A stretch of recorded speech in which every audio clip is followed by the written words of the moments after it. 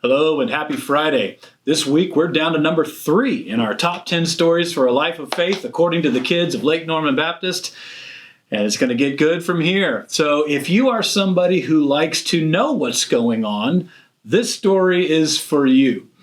If you were with us last week, we looked at the whole story of Esther, which is a wonderful story of how God used the opportunities that he brought to his ordinary followers to do extraordinary things in the world. But one of the unique things about it is that God was never mentioned. And so you don't really know, and you can imagine putting yourself in the place of Esther and Mordecai. God was not announcing his actions. He was just working behind the scenes, which, as we pointed out, is true to life. God doesn't announce what he's doing in the days and weeks and months and years of our lives. He just works, and we respond in faith. That's part of what it means to have faith.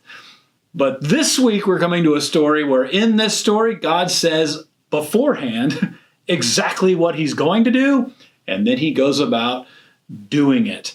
And then in the end, he says exactly the response that is to come from this action. So if you don't like the ambiguity of where we were last week, you're going to love the clarity of where we are this week, of God saying exactly what his plans are. And it talked to us about It reveals to us that God does have a plan.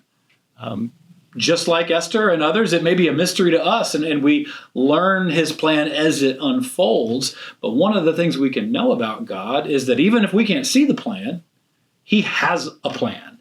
And one of the things that shows up in many of the stories in the Bible is we get to learn what that plan is and how it worked out in the story, and then know that he works because God is a consistent God, that this same God is at work in your life and mine. And his plans are good. He knows the plans he has for us.